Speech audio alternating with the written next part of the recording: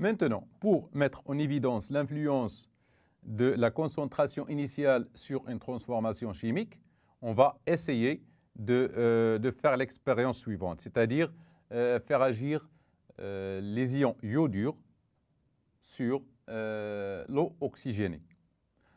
Il y a deux couples OX-RED qui interviennent dans cette réaction, c'est I- I2 aqueux, I- aqueux et H2O2 aqueux, H2O liquide. Donc, on a I-, donc I-, de I- aqueux qui donne I2 aqueux plus 2 électrons et donc c'est une équation, c'est une oxydation.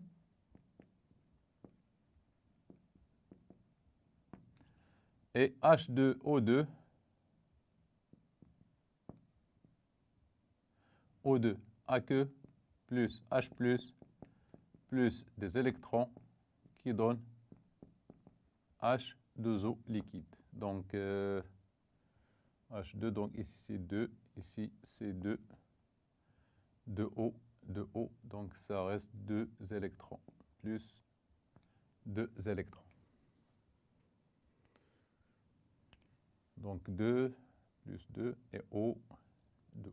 Donc c'est bon. Donc l'équation bilan, c'est 2I- aqueux plus H2O2 aqueux plus 2H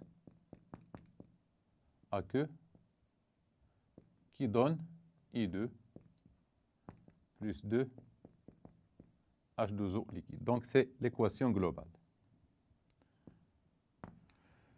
Donc l'équation qui aura lieu entre les ions I- et H2O2, c'est cette équation, cette réaction. On va essayer maintenant de faire varier la quantité ou bien la concentration de I-. Par exemple, dans un bécher ou bien dans un tube, on va mettre par exemple la concentration de 0,1 mol par litre.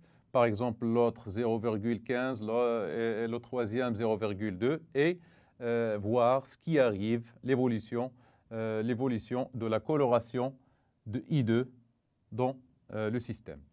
Donc, pour 3 concentrations de I- différentes, on va voir l'évolution, c'est-à-dire est-ce qu'il est rapide ou bien elle est lente.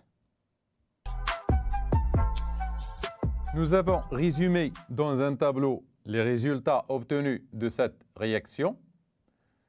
Donc, pour les béchers 1, 2 et 3, on a la même concentration de H2O2 qui est 0,01 mol par litre, mais les concentrations initiales en ion iodure est différente. Donc 0,2 dans le bécher numéro 1, 0,4 dans le bécher numéro 2 et 0,6 dans le bécher numéro 3. On observe sur le bécher numéro 1 une coloration, l'apparition d'une coloration jaune au même instant, c'est-à-dire cette observation est faite au même instant T pour les 3 béchers.